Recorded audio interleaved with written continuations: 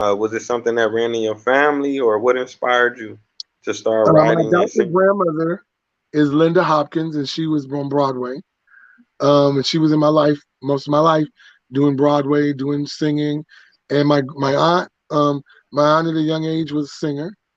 Her name is Renee Lubin Holmes, and she sang with Quincy Jones, and she did recitals, she did music, and so at a young age I was told I could sing, but someone told me I sounded more like Teddy Pendergrass, so I didn't really want to do singing. I wanted to be an actor, so I noticed that every time I went out for like a real Othello or Shakespeare, I would get a minor part, but whenever I went out for a musical, I would get the lead. And this is a weird story. I When I was young, I lived in an area, Menlo Park in East Palo Alto. East Menlo and East Palo Alto is a predominantly black and Hispanic neighborhood, and Palo Alto, where Stanford is, and Menlo Park, white. Atherton, very affluent, and in Menlo Park they had a theater guild, and they made a show called Noah's Animals, and it was about Noah. And we had a couple musical numbers, and everybody went up for the parts, and I got to be Noah. And Wow. the trippy part was that I didn't know, because I was young and my mom shielded me from this. There was some backlash about me being Noah, and I got in the paper and everything, and they interviewed me, but I didn't understand why they were in. I just thought it was because, hey, I'm a great actor, great singer. These people are so happy I got the part. But then I found out there was a growing backlash of people that were upset that this, and I am mixed a little bit, but with Spanish, Hispanic, and Black and Creole, but they were upset that I got chosen as the part of Noah. And my wife, Wow. she was a Jewish girl. She was Jewish. And I didn't think of it at all when I got the part. I just knew that I was Noah and I was this great part. But there were people upset that this brown skinned black boy was playing the part of Noah, which honestly, Noah probably looked like me anyway. You know what I'm saying? In real life. But Right. um, Exactly. but they were really upset that I got the part, and I didn't know that my directors were like, "No, this boy earned this part. This boy," and we it was like sold out. And I thought the people were coming for me. The people were coming to see who is this black boy. And at that moment, I knew I really wanted to do that. So what happened is my grandmother, she knew I had it. She goes, "I think this is what he wants to do." So my grandmother took me to see Dreamgirls on Broadway, and I was like 10 years old, 11 or something like that. And when I saw Shirley Ralph and them, Oba Babatunde was in it, and some other people, I think Deborah Varel, and what's her name? Oh God, she's gonna get mad at me because I know her. Um, all of them were in all these big, they were in it. And when I seen this part called "Step Into the Bad Side," when I saw them brothers sing "Step Into the Bad Side," I was like, oh my God. And they was coming down them stairs. I said, that's what I want to do. And I really wanted to do Broadway. I wanted to do musicals. I wanted to sing, and that's what I knew. And I didn't really pursue it. I was going to college. I got into college, Southern University. Woo! Southern University in Baton Rouge. And I came home my last semester to intern at a television station. And some brothers that I grew up with remembered me singing on the bus all the time and singing growing up. And he said, "Hey man, I need your voice. I need you." And I really didn't think I could sing that well. I was like, I could sing, but I didn't think, well, no, great, great. And they were like, and I was like, "You want me?" So I was thinking, you know what, I could become a manager. So I told my cousin that could sing, because I have a lot of singers in my family. I told my cousin that could sing, and I told another cousin. One cousin, I couldn't, he didn't show up. Other cousin said, "You know what? I'm gonna do gospel," and that's what he does to this day. Zeandre Rashawn, he leads. He's a minister of music church in San Francisco, and he said, "No, God put me here to do gospel." So I got mad, and my mom said, "Well, you probably just want to do it yourself," thinking that she was gonna talk me out of wanting to do the music. And I went to the audition myself for DRS, and I'm singing. Next thing you know, this white boy comes from behind this thing, talking about, and I got scared. And I thought it was a setup.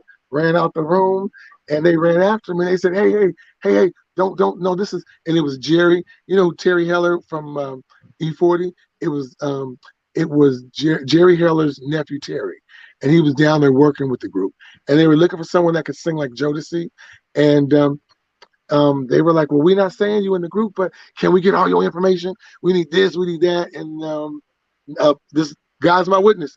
2 days later, I get a phone call like 6 o'clock in the morning, and my mom was like, "This better be good." And she hands me the phone, and this guy says, "Hey, this is the Easy. Um, I hear that we want to put you in this group because they had a demo deal with Easy, Ruthless Records." And he said, "Let me hear you sing." And I was like, "I don't know what to sing." And he said, can you do some Jodeci?" I said, "I don't remember the words." So they fed me the words, and I started singing Jodeci. And then I did a little My by Johnny Gill.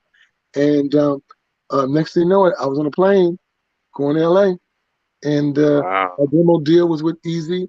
And then when our demo deal was up, he was supposed to pick us back up, but he had us and Bone Thugs and another group. And I don't know what happened because one of the dudes in the group was kind of shady. And all I know is I was told that Easy did not try to come pick us back up. I hear that's a lie, that Easy wanted us. But we ended up, and Suge Knight wanted my group, and Sony wanted us. And we ended up, Hammer came and said, I got the best deal. Let me tell you. This is what I can do. This is what I can do for you. I got Capitol Records. I got this. You go with me, and I'll make sure, baby, I'll take you to the top. Take you to the top. That's how I tell Hammer stuff to us. Take you to the top.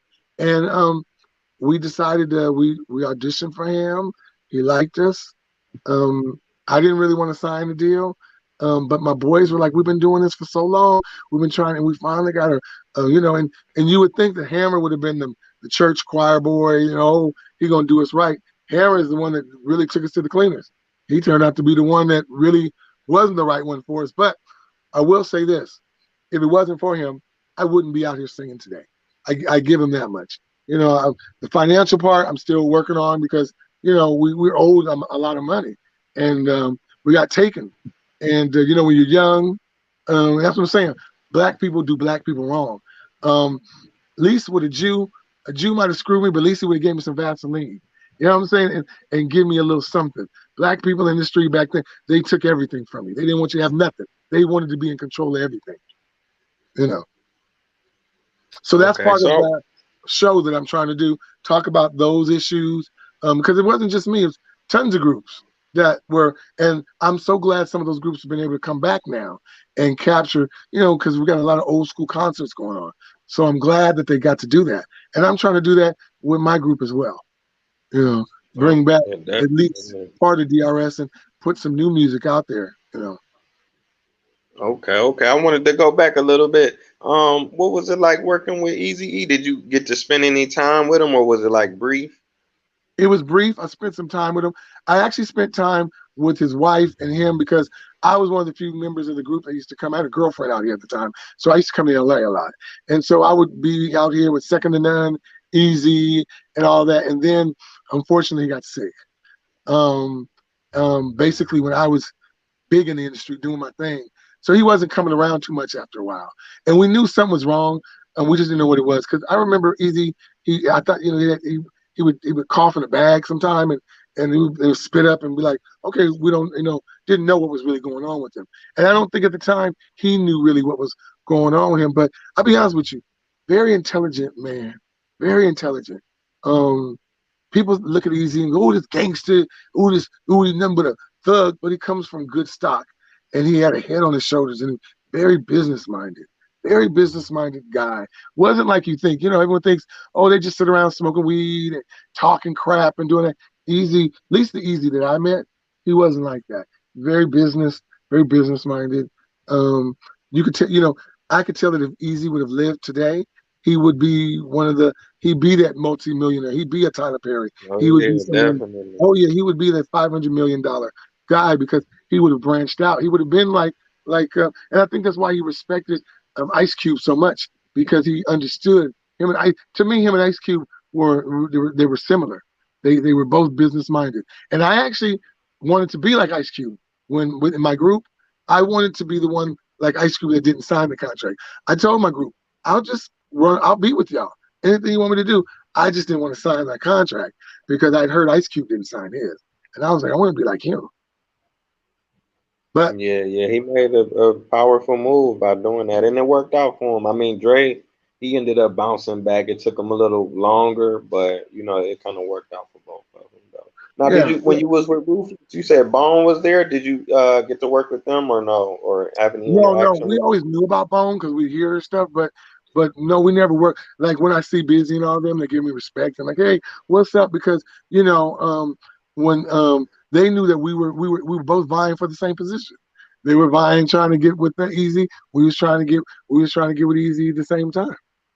So Oh, the better team won. I kind of wish we would have won with. I personally wish we would have won with Easy as well. I don't know if we would have been as successful with Gangsterline if we would have went with Easy, but I just feel like we would have stayed in the game maybe if we would have went with yeah, Easy. yeah. I think they might have been a little bit inspired by that Gangster Lean because they made Crossroads, but they made it like a rap, you know. Well, yeah, yeah, yeah, because I remember when they didn't do all that skibbity bone, skibbity bone. I remember when they were just rapping. So I do, even though they might get mad at me saying this, but I always think that maybe we kind of inspired. I do know we inspired some people. We inspired people to do Yeah, some definitely. things. Gangster Lean was hard. It inspired everybody. Yeah, Everybody and was bumping and it's that. hard for me sometimes to recognize that because I made it, and it was kind of like okay, like and it didn't dawn on me until I had an older white woman come to me, and we was on tour, and she came crying, and she said, and her grandson was mixed, and she said, thank you so much, and I was like, thank you for what? Because I didn't think it was gonna be popular. I thought it was gonna be an underground hit in the hood, and that was it. But she was like, to me, you gave my grandson a voice, and I just want to thank you for that. And I was like, huh? And then I realized that when it comes to death, don't matter what color you are, everybody dies. Everybody dies. And it doesn't and you realize once you make a song like that that you can't just say, oh, this is for black people or Hispanic people in the hood. People We had people that were corporate people. I love that song. Oh my God, it reminds me of my grandmother. Oh my God, I give it up. I tip my 40 to this person, that person. And you realize that, oh my God, you've touched people's lives. And to this day, it still amazes me when people be like, "Oh my God, I love that song," and fan out about it because I'm like, it's just a song and it's just me, and I feel like I ain't done what I'm supposed to do. Like I ain't no big star. I need to be up here and do that. But then sometimes I realize and I say, well, thank God I was able to do something in my life that people can look back on and say, hey, this really affected me. I knew this song. And watching the Black Girls comedy sketch at the end of the whole series for them to sing Gangster Lean to each other, I was like, wow. To think somebody was sitting there in a writer's desk saying, we should sing that song Gangster Lean at the end of this show, you know?